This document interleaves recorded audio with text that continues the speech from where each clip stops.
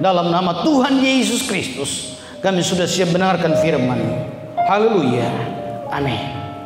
Silakan duduk kembali. Shalom. Baik, Bapak Ibu Saudara-saudara, hari ini kita ada di tanggal 16 Agustus. Besok kita akan merayakan hari kemerdekaan bangsa kita. Saya percaya di rumah-rumah saudara sudah ada umbul-umbul, sudah ada bendera. Mari kita bangga bahwa pemerintah kita, bahkan pendahulu-pendahulu telah membuat sesuatu sehingga membuat kita mengalami kemerdekaan sampai hari ini. Walaupun ada masalah, ada tantangan, tapi kita tetap percaya bahwa Tuhan akan terus menolong kita. Mari kita dapati pembacaan firman Tuhan hari ini dalam Roma pasalnya yang ke-6, ayatnya yang ke-17 dan ayat 18. Saya baca ayatnya yang ke-17. Bapak Ibu Saudara, sama-sama kita baca ayatnya yang ke-16. Ayat 17 berkata seperti begini. Tetapi syukurlah kepada Allah, dahulu memang kamu hamba dosa, tetapi sekarang kamu dengan segenap hati telah menaati pengajaran yang telah diteruskan kepadamu. 2, 3. Kamu telah dimerdekakan dari dosa dan menjadi hamba kebenaran. Baik, puji Tuhan, silakan duduk kembali. Saya baca sekali lagi. Tetapi syukur kepada Allah, dahulu memang kamu hamba dosa, tetapi sekarang kamu dengan segenap hati telah menaati pengajaran yang telah diteruskan kepadamu. Kamu telah dimerdekakan dari dosa dan menjadi hamba kebenaran. Bapak Ibu Saudara-saudara yang dikasihi oleh Tuhan Yesus Kristus, tulisan ini disampaikan oleh Rasul Paulus sebagai jemaat di Roma. Walaupun pada saat dia menulis surat ini dia belum pernah ke Roma. Nanti setelah dia ditangkap, dia dipenjarakan, dia naik banding, baru dia sampai ke Roma. Nah, ketika mulai ayat 15, 16 dan seterusnya, dia menyampaikan tentang dua perhambaan. Yang pertama, hamba kepada dosa, dan yang kedua menjadi hamba kebenaran. Nah, ketika kita ada di bawah perhambaan dosa, maka dosa akan membawa kita kepada neraka yang kekal. Tapi ketika kita menjadi hamba kebenaran, maka kita akan dibawa kepada kekekalan di dalam kebenaran bersama Yesus di sorga.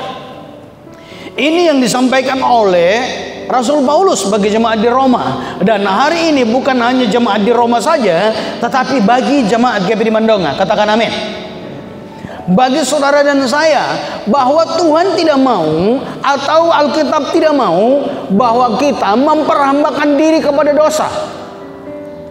Karena ketika kita memperhambakan diri kepada dosa, maka dosa itu akan menguasai pikiran kita, dosa itu akan menguasai hati kita, dosa itu juga akan menguasai tingkah laku kita. Sehingga pikiran kita penuh dengan dosa, hati kita penuh dengan dosa, dan selanjutnya kelakuan kita penuh dengan dosa. Dan Alkitab bilang begini tadi, tetapi syukur kepada Allah, dahulu memang kamu hamba dosa.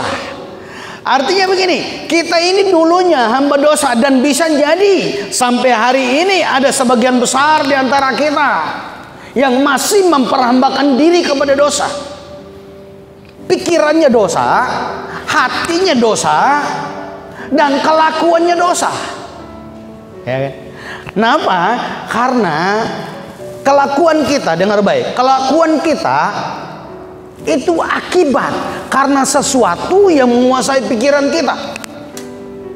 Kalau saya tidak suka sama Joni, kalau saya sudah tidak suka sama Joni, itu di pikiran saya, maka apapun juga yang Joni lakukan, saya tidak suka.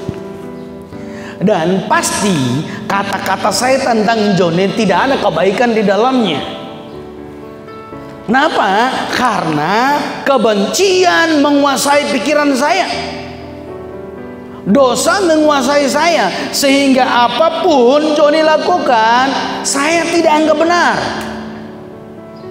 Nah, Bapak Ibu saudara-saudara yang dikasihi oleh Tuhan Yesus Kristus, nah mari Bapak Ibu saudara-saudara, kalau hari ini kita masih tetap memperambakan diri kepada dosa, menguasai hati kita dengan kebencian, kepahitan, kita tidak bisa mengampuni dengan baik, yang ada kejelekan-kejelekan saja dalam pikiran kita, maka mari, kamu telah dimerdekakan dari dosa dan menjadi hamba kebenaran. Hari ini saya berjudul tema khotbah, jadilah orang merdeka.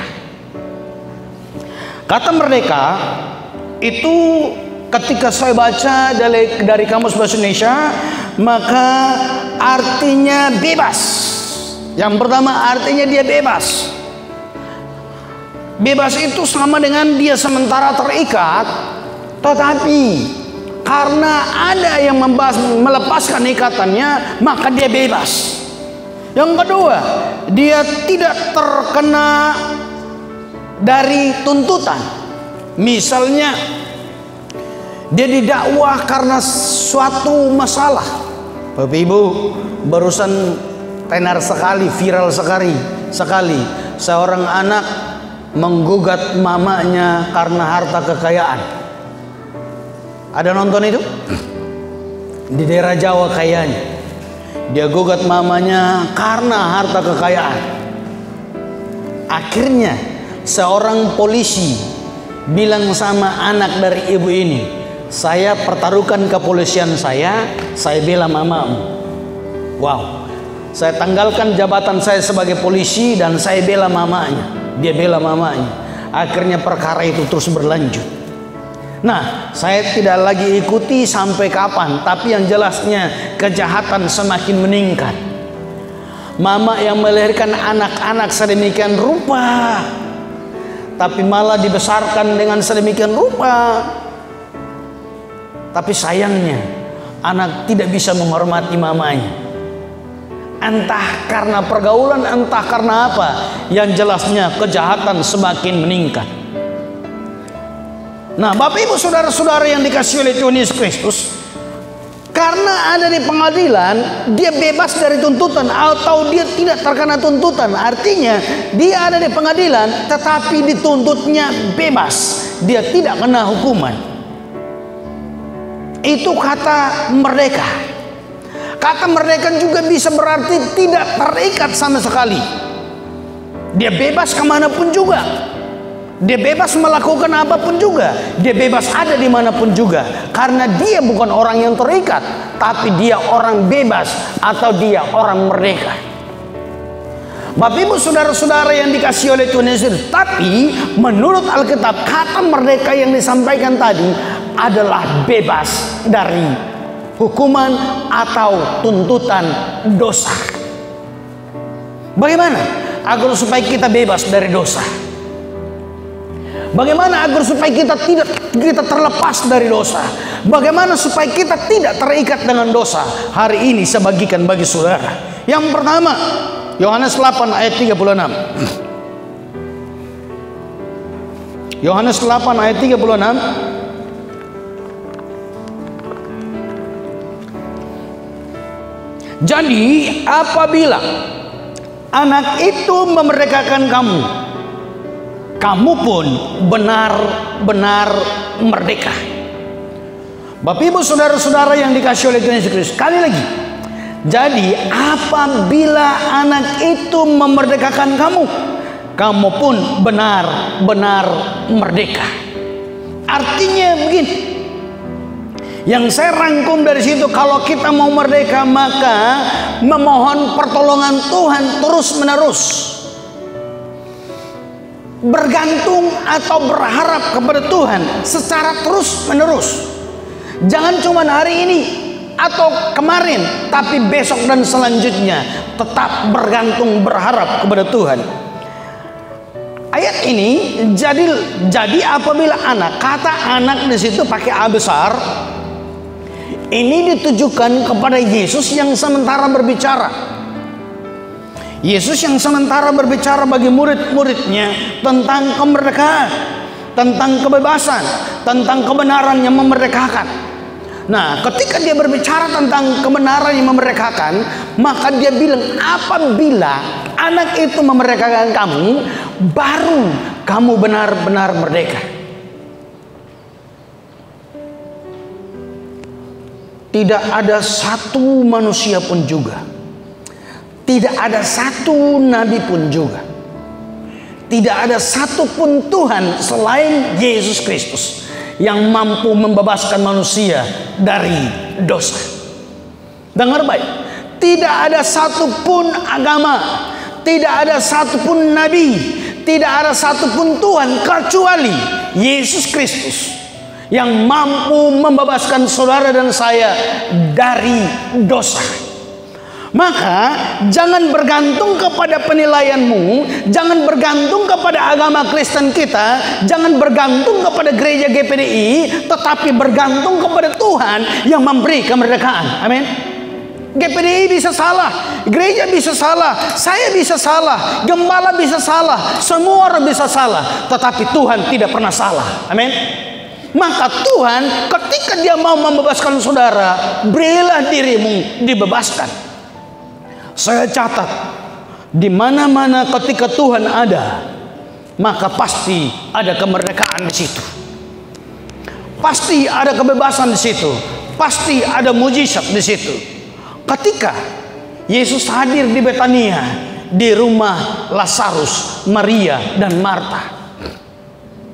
Waktu itu mereka lagi berduka, mereka lagi bersedih, terutama Maria dan Marta, karena Lazarus yang mereka kasihi meninggal. Tapi ketika Tuhan hadir, maka Lazarus keluar dari kubur menjadi orang bebas. Ketika Tuhan hadir di suatu tempat perjalanan menuju Yerusalem, dan Zakheus yang dibilang pendek berusaha untuk melihat Yesus, karena dia sementara dalam kondisi terikat dengan dosa. Maka apa yang Tuhan bilang? Dosanya sudah diampuni. Ketika Tuhan hadir di sebuah rumah, dan hadirlah 4 orang membopong seorang yang sementara dalam kondisi sakit, yang dikeluarkan, yang diturunkan melalui atap rumah ke dalam rumah itu. Maka Yesus bilang, dia sembuh, bebas. Ketika Yesus hadir di kolam Bethesda, ada seorang yang lumpuh sekian lama. Yesus bertanya, maukah engkau sembuh? Dia tidak tahu Yesus. Dan akhirnya dia bilang, saya mau, tapi selalu terlambat. Saya belajar ketika saya baca-baca, kolam Bethesda itu sebuah kolam yang dibilang kolam mujizat. Jadi setiap saat orang-orang yang sakit itu banyak di situ. Jadi ketika banyak orang sakit di situ, maka ada saat-saat tertentu itu ada malaikat turun dan goncang airnya. Ketika goncang airnya, kalau ada yang duluan turun ke dalam air itu, maka dia mengalami kesembuhan. Nah, sayangnya orang yang lumpuh ini tidak bisa jalan sendiri, melompat ke dalam air, selalunya terlambat. Dan sekian lama dia ada di situ, tetapi selalunya terlambat. Tapi dengar baik, waktu Tuhan tidak pernah terlambat. Amin. Terkadang kita sadari bahwa sesuatu terlambat sekali, lama sekali. Tapi dengar baik, waktu Tuhan tidak pernah terlambat. Dan akhirnya Tuhan bilang, maukah engkau sembuh? Dia bilang mau, pakai alasan lagi. Tapi tidak ada yang tolong saya. Yesus bilang, angkatlah tilangmu dan berjalanlah. Angkatlah tempat tidurmu dan berjalanlah. Dia bebas. Saya ingin menyampaikan kepada saudara, di mana Yesus hadir. Sekali lagi, di mana Yesus hadir, di situ ada kemerdekaan. Amin. Di situ ada kebebasan. Di situ tidak ada lagi keterikatan, karena Yesus hadir di tengah-tengah mereka. Maka hari ini dan seterusnya, jangan bergantung kepada kemampuan kita, tetapi bergantung dan berserah kepada Tuhan. Ketika kita mengangkat tangan kita, maka Tuhan akan turun tangan untuk menolong kita. Amin. Tapi ketika kita mulai berusaha bekerja semau kita, sekuat kita, maka dengar baik, Tuhan akan lipat tangan dan cuma lihat-lihat. Bapak ibu saudara-saudara yang dikasihi oleh Tuhan Yesus Kristus, saya ingin menyampaikan kepada saudara, dalam kesendirianmu, dalam kondisi sulit hidupmu, ketika Tuhan hadir di tengah-tengah saudara, bagaimana Tuhan hadir? Mari bergantung kepada Tuhan, memohon pertolongan Tuhan terus. Kalau saudara baca Daud selalu bilang, pertolonganku datang dari Tuhan. Amin. Selalu seperti begitu. Kenapa? Karena dia selalu bergantung kepada Tuhan. Dan ketika kita bergantung kepada Tuhan, maka selalu ada jalan keluar bagi kita. Yang kedua, yang ingin saya bagikan bagi saudara, bagaimana supaya kita menjadi orang-orang yang benar-benar merdeka. Kita baca kembali Roma 6 ayat 17. Tetapi syukur kepada Allah, dahulu memang kamu hamba dosa, tetapi sekarang dengan segenap hati telah menaati pengajaran yang telah diteruskan kepadamu. Yang pertama tadi, bergantung kepada Tuhan, maka ada kebebasan. Bergantung kepada Tuhan, maka ada mujizat. Bergantung kepada Tuhan, maka kita tidak akan terikat oleh dosa. Yang kedua, yang ingin dibagikan bagi saudara, jangan cuma bergantung kepada Tuhan saja, tetapi lakukan kebenaran. Poin yang kedua, lakukan kebenaran. Bukan cuma hari ini, besok dan seterusnya, selanjutnya dan seterusnya. Bapak ibu saudara-saudara yang dikasihi oleh Tuhan Yesus Kristus, ketika kita melakukan kebenaran, dengan segenap hati telah menaati pengajaran yang telah diteruskan kepadamu. Pemazmur bilang, dahulu aku muda, sekarang aku tua. Aku tidak pernah melihat orang benar atau orang yang melakukan kebenaran itu meminta-minta. Sekali lagi, pemazmur bilang, dulu aku muda, sekarang aku tua. Aku tidak pernah melihat orang yang melakukan kebenaran itu meminta-minta. Ketika engkau terus melakukan kejahatan, engkau terus melakukan ketidakbenaran, maka otomatis engkau selalu hidup dalam kekurangan. Tetapi ketika kita terus hidup dalam kebenaran, maka pastinya kebenaran itu akan membuat kita menjadi orang bebas. Kebenaran itu akan membuat kita menjadi orang yang merdeka. Yohanes pasalnya yang ke 8 ayatnya yang 31 dan 32. Kembali ke Yohanes 31 dan 32. Maka katanya kepada mereka, kepada orang-orang Yahudi yang percaya kepadanya, jikalau kamu tetap dalam firman-Ku, kamu benar-benar adalah murid-Ku, dan kamu akan mengetahui kebenaran, dan kebenaran itu akan memerdekakan kamu. Dan kebenaran itu akan memerdekakan kamu. Bapak ibu saudara-saudara, Yesus telah menyelamatkan kita. Yesus telah membebaskan kita dari dosa dengan cara mati di kayu salib.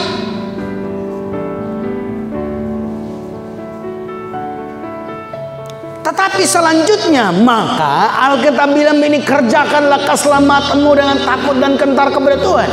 Kenapa? Karena dalam kondisi itulah ketika kita melakukan kebenaran demi kebenaran, kebenaran dan kebenaran, maka kebenaran itu akan terus membuat kita merdeka.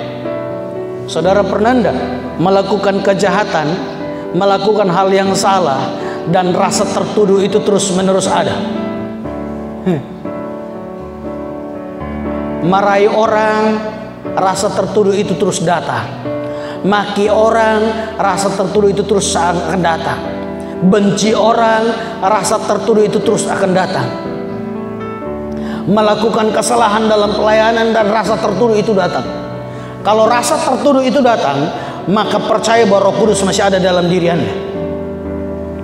Tetapi ketika kita melakukan kejahatan dan sudah semakin tidak merasa tertuduh, hati-hati. Jangan sampai kita sudah seperti Firaun. Tuhan mengeraskan hatinya. Orang melakukan kejahatan sudah biasa saja. Nah, ini bahaya. Tetapi kalau orang melakukan kejahatan, kesalahan, dan masih rasa tertuduh, oh Tuhan ampuni saya, maka masih ada Roh Kudus dalam dirinya. Tapi ketika Roh Kudus tidak ada lagi, maka ini berbahaya. Karena hati kita akan semakin keras, kita semakin menganggap biasa. Pernah dengar Ratna Sarumpait bilang, kebohongan atau kejahatan yang dilakukan terus menerus, maka dia sudah tidak tahu apa yang dia bohongi. Dia sudah tidak tahu yang dia ngomong itu bohong atau tidak. Semua dianggap kebenaran. Kenapa? Karena dilakukan terus menerus dan tidak ada lagi Roh Kudus dalam dirinya, membuat hatinya semakin keras. Nah, Bapak Ibu saudara-saudara, tinggalkan hal-hal yang salah, lakukan kebenaran. Amin. Karena ketika engkau lakukan kebenaran, kemanapun juga engkau pergi dan berada, engkau tidak punya rasa takut. Tetapi ketika engkau melakukan kejahatan, maka kemanapun juga kita ada rasa takut yang mencekam kita. Jangan-jangan, jangan sampai, dan jangan sampai. Terusnya seperti itu. Tetapi ketika kita hidup dalam kebenaran, maka dengar baik, kebenaran itu akan membuat kita bebas. Dua hal sudah saya sampaikan bagi saudara, supaya kita benar-benar merdeka. Pertama, bergantung, memohon pertolongan Tuhan. Yang kedua, lakukan kebenaran. Anugerah Tuhan membuat kita semakin merdeka ke depan. Nama Tuhan dimuliakan. Amin.